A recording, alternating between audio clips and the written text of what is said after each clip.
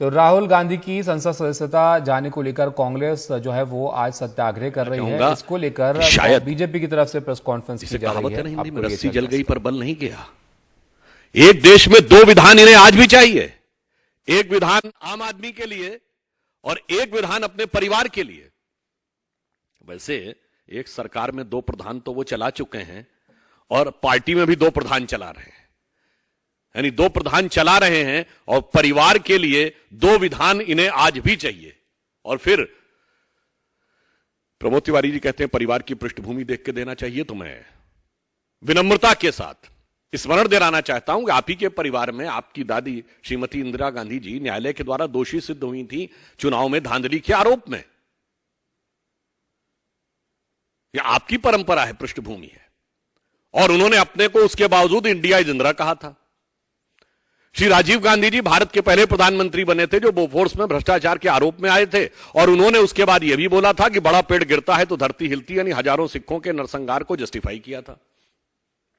आपकी माताजी के छत्र छाया में चल रही सरकार में महात्मा गांधी की समाधि पर लिखे हे राम के राम को काल्पनिक कह दिया गया था। तो मान्यवर किस पृष्ठभूमि की आप बात कर रहे हैं?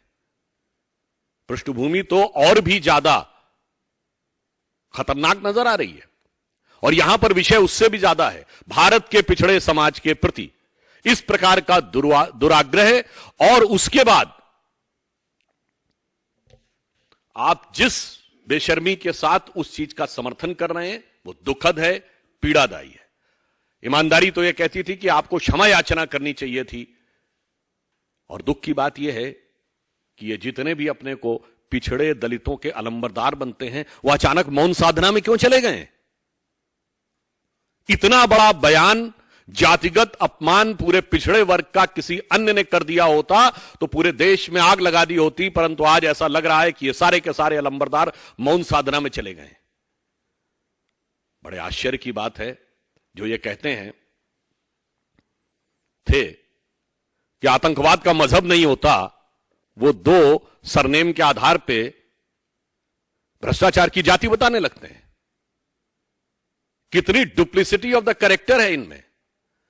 और मैं ये भी कहना चाहूंगा शायद राहुल गांधी जी के लिए चोर शब्द बहुत भारी पड़ रहा है। 2019 के लोकसभा चुनाव में उनको इसी के लिए सर्वोच्च न्यायालय से लिखित माफी मांगनी पड़ी। मान्यवर, मैं कांग्रेस के नेताओं से कहता हूं पृष्ठभूमि यह है, न्यायालय के द्वारा लिखित माफी मांग चुके हैं, न्यायालय के द्वारा बेल पर हैं भ्रष्टाचार के आरोप में, और न्यायालय के निर्णय को मिसकोट करने के लिए अनकंडीशनल एपोलॉजी मांग चुके हैं। तो आप किस पृष्ठभूमि की बात कर रहे हैं? इसलिए मैं सिर्फ यह कहना चाहूंगा कि यह सत्याग्रह किस लिए? मैं स्पष्ट कांग्रेस पार्टी से पूछना चाहता हूं, यह तथाकथित सत्याग्रह किस लिए है? आपने पिछड़ी जाति का अपमान किया, उसको जस्टिफाई करने के लिए, या न्यायालय ने आपको सजा दी है तो न्यायालय के विरुद्ध है, या भारत के जिस नियम के तहत आपको उस सजा के कारण डिस्क्वालीफाई होना पड़ा है उसके विरुद्ध है, या हिंसा में शामिल लोगों को आपने इसमें साथ में लिया है तो यह अहिंसा के विरुद्ध है। इसलिए मैं यह कहना चाहता हूं कि यह कोई लोकतंत्र के लिए नहीं है। लोकतंत्र के अंदर राजनैतिक अहंकार का पूर्वाग्रह जिन लोगों में है और पिछड़ी जातियों के प्रति दुराग्रह जिन लोगों में है, यह उनके अहंकार का एक प्रदर्शन मात्र है और कुछ नहीं।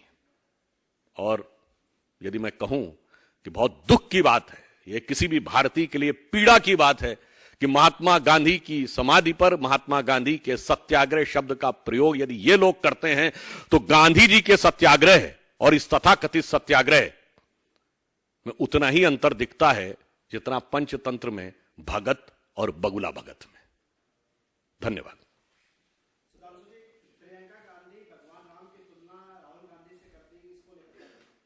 देखिए, बहुत दुखद बात है, इससे पहले भी कांग्रेस के लोग ये कर चुके हैं। तो मुझे लगता है कि जिस भारत और भारतीय परंपरा की वो बात करती हैं, मुझे लगता है ये तो वो लोग हैं, बताइए आज कहां बैठे हुए हैं? मैंने तो ये बात पहले बोल दी गांधी जी की समाधि पे, जिसपे लिखा हे राम। गांधी जी का राजनीतिक दर्शन था राम राज्य, नित्य का भजन था रघुपति राघव राजा राम, अंतिम शब्द था हे राम। और ये राम के मंदिर के खिलाफ खड़े, राम भक्त कारसेवकों के खिलाफ खड़े, राम को काल्पनिक बताने वाले आज अपने अहंकार को छुपाने के लिए भगवान राम के नाम का प्रयोग कर रहे हैं। इसीलिए मैंने यह बात कही, वही अंतर है जो भगत और बगुला भगत में।